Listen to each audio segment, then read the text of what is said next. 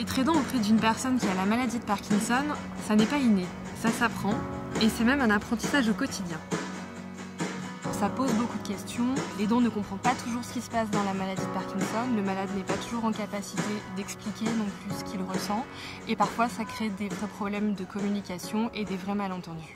On a du mal à comprendre la maladie, à comprendre les difficultés qu'ils ont. Être aidant, c'est du 24/24 avec d'énormes inquiétudes par moment. Et c'est vrai qu'en tant qu'aidant, on n'est pas préparé à ce genre de choses. Effectivement, il est difficile pour l'aidant de trouver une juste place parce que la plupart du temps, c'est souvent dans la famille. Donc il y a des aspects psychologiques et des aspects de soins. J'avais besoin de compléter mon information de la maladie pour être, si vous voulez, disponible, mais en même temps capable de faire une transmission auprès des professionnels de santé. C'est pourquoi il nous a semblé important de mettre en place dès 2013 un programme d'accompagnement et de soutien pour les aidants. L'association a décidé de former des équipes locales, constituées de 2 aidants ressources et d'un psychologue qui sont formés ensemble pour mener cette action. On propose aux aidants de se réunir autour de la maladie de Parkinson et d'échanger, de partager leurs expériences. Il est convenu suite à cette réunion d'information, de mettre en place 6 modules de 2 heures. On va aborder différentes thématiques sur les caractéristiques de la maladie et ses traitements,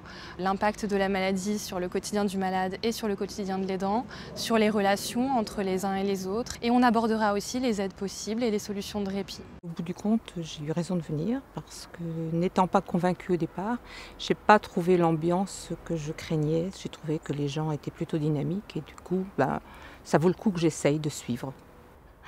Ce que j'attends de la suite du programme, c'est que les différents thèmes qui vont être évoqués soient vus de manière très concrète. Nous avons beaucoup échangé et le fait d'être entre aidants m'a énormément conforté aujourd'hui dans ma décision de continuer à poursuivre ce type de réunion. L'objectif pour 2015 est de former près de 2000 aidants et de leur permettre d'accompagner au mieux leurs malades dans la durée sans s'épuiser et de ne pas rester seuls avec leurs questions.